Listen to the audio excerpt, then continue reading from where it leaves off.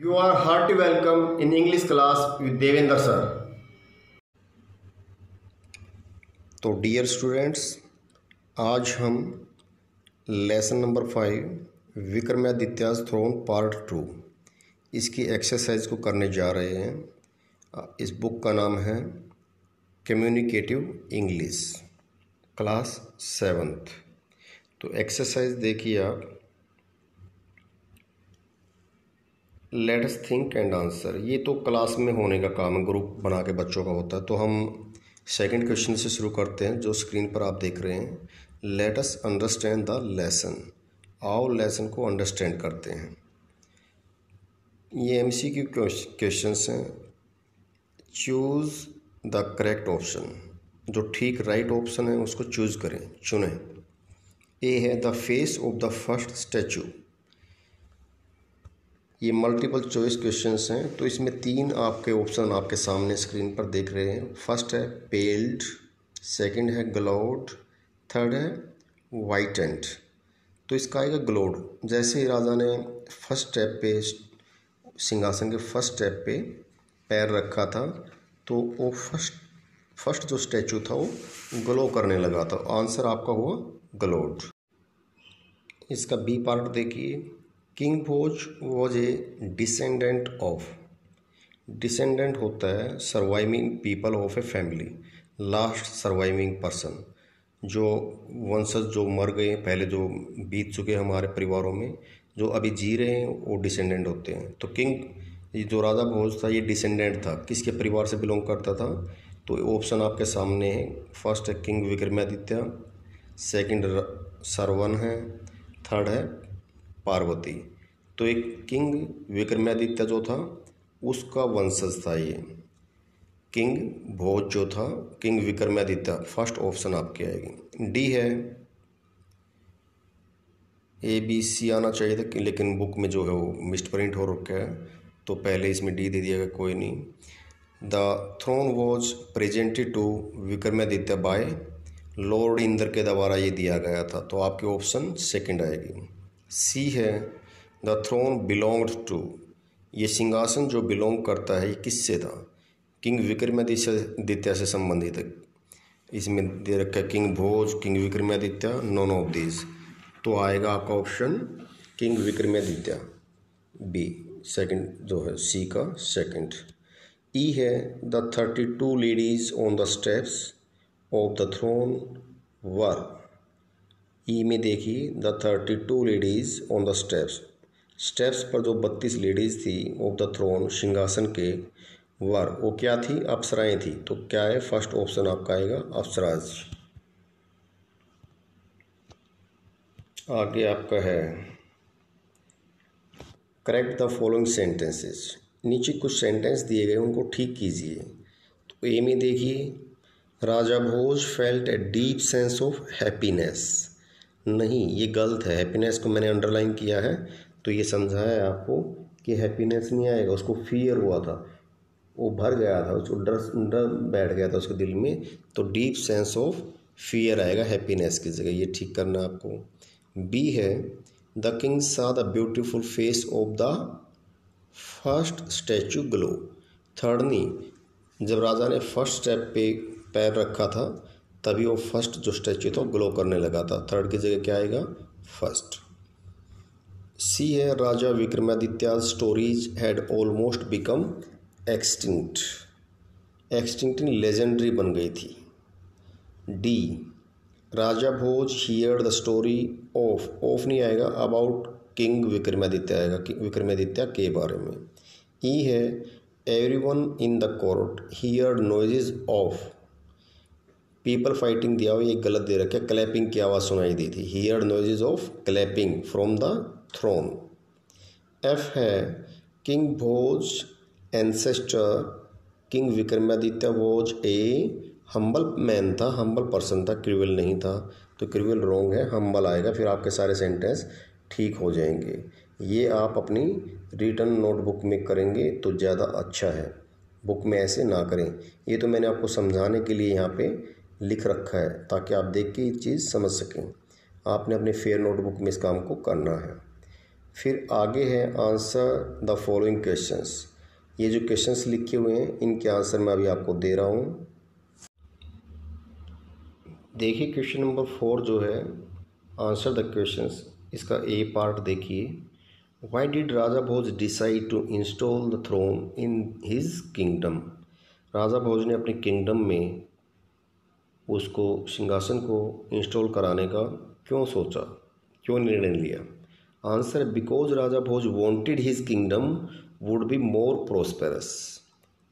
क्योंकि राजा भोज चाहता था कि उसकी जो किंगडम है और भी समृद्ध बन जाए और भी खुशहाल बने।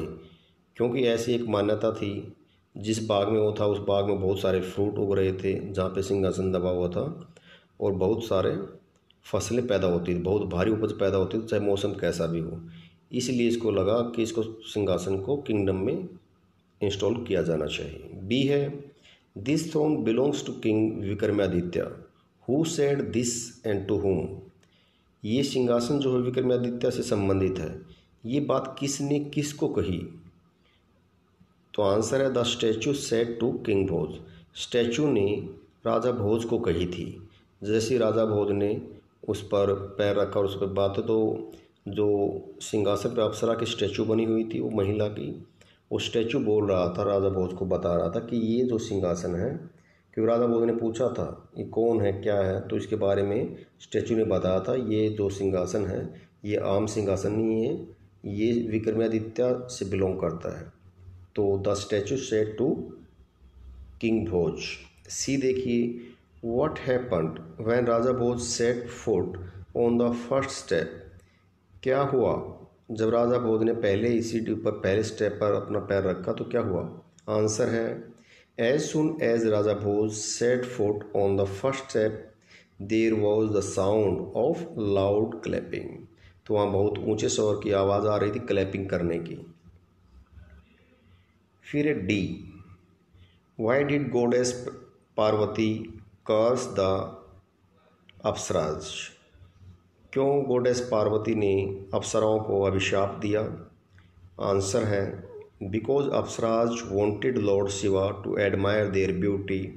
क्योंकि अप्सरा ये चाहती थी कि भगवान शिव उनकी सुंदरता की प्रशंसा करे। And hoped he would fail in love with them, और वे चाहती थी कि वह उससे प्यार करने लगे। अप्सराएं ये चाहती थी कि भगवान शिव उनसे प्यार करने लगे, इसलिए जो था गॉडेस पार्वती ने उनको अभिशापित किया था। ई है राजा भोज wanted to renounce his kingdom. Raja भोज अपनी किंगडम को छोड़ना चाहता था। वाई, क्यों छोड़ना चाहता था? आंसर है because Raja Bhoj thought that, क्योंकि राजा भोज ने सोचा, उसके विचार में आया कि he had not been a king as king Vikramaditya. क्यों कि उसके दिमाग में आया कि वह राजा विक्रमादित्य के जैसा राजा नहीं है। So he wanted to renounce his kingdom, इसलिए उसने अपनी किंगडम को छोड़ना चाहा। देखिए नेक्स्ट क्वेश्चन आपकी स्क्रीन पर है, लेट अस बिल्ड वर्ड्स। आओ शब्द बनाएं। Look for words in the story that mean the following. नीचे ABCDE करके ये एक्सप्लेनेशन है, वर्ड्स का एक्सप्लेन किया हुआ, आपने उसका एक वर्ड बनाना है, स्टोरी से ही लेना है वो वर्ड, ये नहीं आउटसाइड लेना है। तो a religious ceremony consisting of A series of actions. ये होता है रिचुअल, रीति रिवाज। ये रिचुअल जो आपका वर्ड आया है आपकी स्टोरी से लिया गया है। आर इन्होंने दिया था, बाकी के लेटर आपने लिखने, तो एक वर्ड बनाना, वर्ड बना रिचुअल। अ प्लीजेंट साउंड, साउंड के लिए जो प्लीजेंट साउंड थे आपके स्टोरी में आया है मेलोडियस। क्या है? मेलोडियस। सी है to speak rudely and not showing respect. Rudely speak करना विदाउट एनी रेस्पेक्ट, तो उसका मीनिंग था स्नीरिंगली। डी है फॉर बीरर। फॉर बीरर जो पहले हमारे धन संपत्ति के जो मालिक थे, तो फॉर बीरर हमारे पूर्वज, तो उनको कहेंगे ancestor. E give up, to give up त्याग देना, रेनाउंस करना, रेनाउंस मीन्स छोड़ देना। 6 क्वेश्चन देखिए, right the antonyms of the following words taken from the lesson. ये वर्ड्स हैं जो आपके लेसन से लिए गए हैं, इनके आपके एंटोनिम लिखने हैं, विपरीतार्थक शब्द। तो इमोर्टल का बनेगा मॉर्टल, इंस्टॉल्ड का रिमूव्ड, इंस्टॉल करना किसी चीज़ को इंस्टॉल करना होता है, रिमूव हटा देना होता है। ब्यूटीफुल का अगली, नथिंग का समथिंग एंड ट्रांसपेरेंट का opaque. Seventh, use the phrasal verbs in sentences. ये फ्रेजल वर्ब्स दे रखेंगे आपको सेंटेंस में यूज करना था। तो ए है look up, she could see him look up sharply. उसका आगे है बी पार्ट, फेस्टेड ऑन, किसी चीज़ पे दावत उड़ाना होता है। तो Raju feasted on butter naan in a hotel. C है पुल्ड आउट, किसी चीज़ को पुल करना। C pulled out some coins from her purse. D है looked around, you can look around and see some other hotels. E है looked at, he looked at me with tears in his eyes. Eighth है जो question आप देख रहे हैं, select the words phrases that mean the same as the underlined words.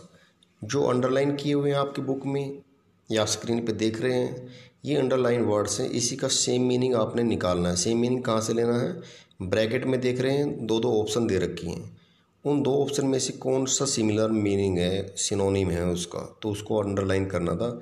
तो आप first जो लाइन है वो पढ़ने की जरूरत है। अंडरलाइन जो वर्ड है इसको देखिए, रिएक्शन, रिएक्शन का आएगा रेस्पॉन्स। बी में फ्लडिंग है तो फॉलोइंग इनटू। सी है स्ट्रेस्ड तो एम्फेसाइज्ड।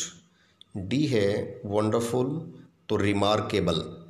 ई है जनरली तो उसका आएगा यूजुअली। फिर आगे चलें, लेट अस अंडरस्टैंड ग्रामर, आओ ग्रामर को समझते हैं। कंपाउंड सेंटेंसेस क्या होते हैं? कंपाउंड सेंटेंसेस होते हैं जिसमें दो इंडिपेंडेंट सेंटेंसेस जुड़े हुए होते हैं। दो इंडिपेंडेंट सेंटेंस, इंडिपेंडेंट सेंटेंस होता क्या है, जिसमें सब्जेक्ट, वर्ब और ऑब्जेक्ट ये दिया हो, जिस सेंटेंस का कंप्लीट अपनी सेंस निकलती हो, सब्जेक्ट दिया हो, उसको हम कहते हैं इंडिपेंडेंट सेंटेंस।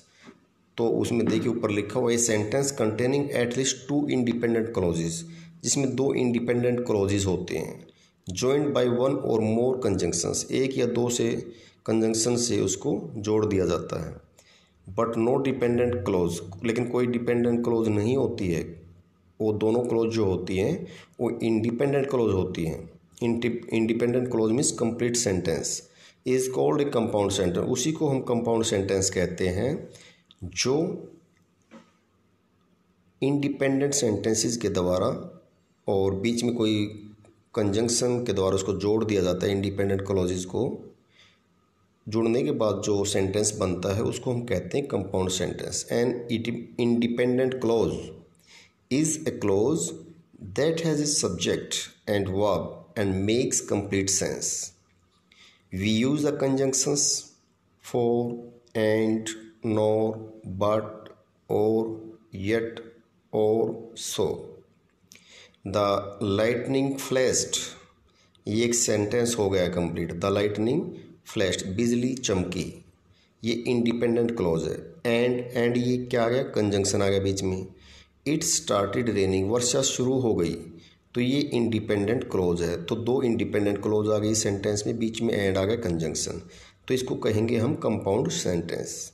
आगे इसी में द बॉय प्लेज फुटबॉल, ये इंडिपेंडेंट क्लॉज है। बट जो वर्ड आया ये कंजंक्शन है। हिज सिस्टर लव्स डांसिंग, उसकी सिस्टर डांसिंग से प्यार करते, तो ये इंडिपेंडेंट क्लॉज होगी। तो इस सेंटेंस में दो इंडिपेंडेंट क्लॉज आएगी और बट से जोड़ दिया कंजंक्शन, तो क्या बन गया ये कंपाउंड सेंटेंस। तो आगे नाइन्थ जो है इसमें देखिए सर्कल करना है, अपने कंजंक्शन को सर्कल करना है और इंडिपेंडेंट क्लॉजेज जो दे रखी हैं उसको अंडरलाइन करना था। तो ए में देखिए ही लुक्ड एट द फेंस, उसने, फेंस होती बाढ़, किसी तरह की बाउंड्री, जो प्लॉट वगैरह की फेंस बना देते हैं, कोई जानवर वगैरह ना घुसे। ही looked at the fence, and आया, एंड कंजंक्शन है। स्टार्टेड पेंटिंग इट, पेंटिंग शुरू कर दिया। अब किसने शुरू किया, इसमें ये नहीं दिया, सब्जेक्ट नहीं दिया। सब्जेक्ट नहीं दिया तो ये डिपेंडेंट क्लॉज है, इंडिपेंडेंट क्लॉज नहीं है।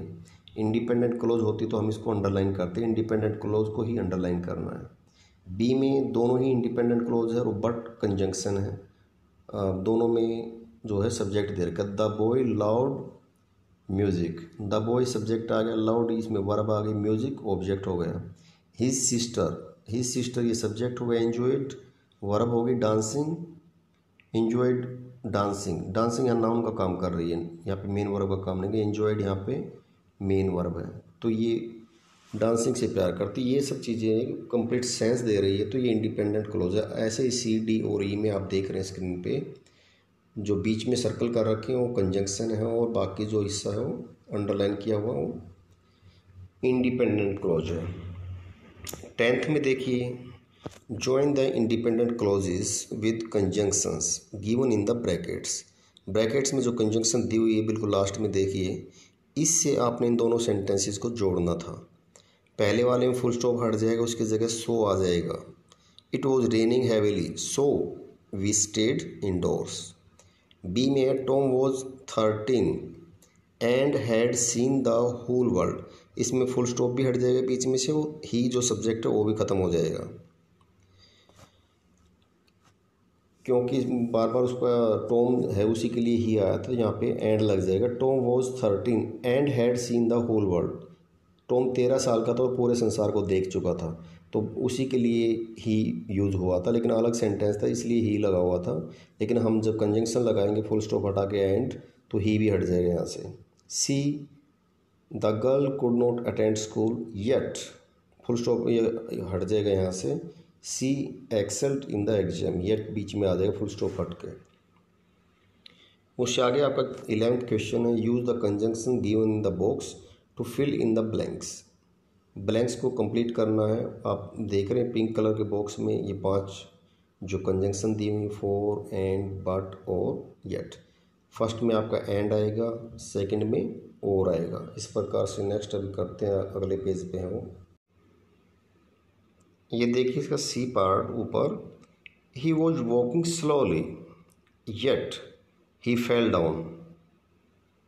डी है, he is tall but not a good athlete. E है, he was given a warning for he had been driving rashly. 12th में दिया हुआ है,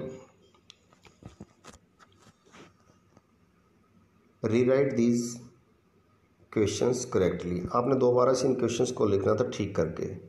ए में है, why this hobby interests you so much. Interests आया है क्वेश्चन में, इंटरेस्ट से प्रेजेंट इंडेफिनिट टेंस में आता है, थर्ड पर्सन सिंगुलर नाउन के साथ, ही सीट के साथ, या प्रोनाउन जो है ही सीट या कोई भी नाउन होता है प्रॉपर उसके साथ आता है। इंटरेस्ट आया है, ऐसी इस वाली वर्ब आई हुई है, लेकिन क्वेश्चन में नहीं आता, क्वेश्चन में उसकी जगह डज आता है।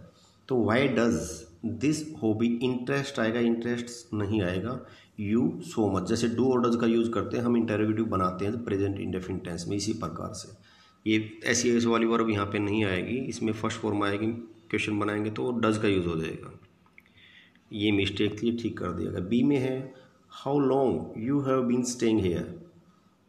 How long, have you been आएगा, यू हैव बीन नहीं, क्योंकि डबल इंटरोगेटिव बोलते हैं इनको, डब्ल्यू एच फैमिली उसके बाद हेल्पिंग वर्ब आती है। How long have you been staying here. C, why you went to school late this morning. Why went आया है, वाई वेंट आया तो ये पास्ट इंडेफिनिट टेंस है। पास्ट इंडेफिनिट टेंस में जब हम क्वेश्चन बनाते हैं तो डिड का यूज़ करते हैं, इंटरोगेटिव बनाते हैं तो डिड यूज़ करेंगे। Why did you go to school late this morning. D है, when you started to play this game. Started आया, पास्ट इंडेफिनिट टेंस है ये, तो when did you start to play this game. E है, what special things you need to play this game. What special things you need to play this game. ये game खेलने के लिए आपको किन स्पेशल चीज़ की ज़रूरत है, तो ये प्रेजेंट इंडेफिनिट, तो what special things do you need, do आ जाएगा, do you need to play this game. ये हो गया आपका कंप्लीट एक्सरसाइज। 13 जो है ये खुद की इमेजिनेशन होती है, हम जैसे स्कूल में बच्चों को कराते हैं, तो ये स्कूल में टीचर ही इस काम को कराएं बच्चों से। Imagine you are one of the ministers of king Bhoj. मान लीजिए आप खुद बच्चों से पूछे कि भाई आप खुद मिनिस्टर हो किंग भोज के, तो डायरी एंट्री में क्या लिखते, legend associated with the throne, जो कहानियाँ उससे सिंहासन से जुड़ी हुई थी, तो उससे संबंधित आप डायरी में क्या एंट्री करते। तो बच्चों को डायरी एंट्री करना सिखाएं, और बच्चे इस चीज़ को, आप बच्चे सुन रहे हैं तो इस चीज़ को आप ध्यान दें कि खुद करें इस काम को। Thank you very much.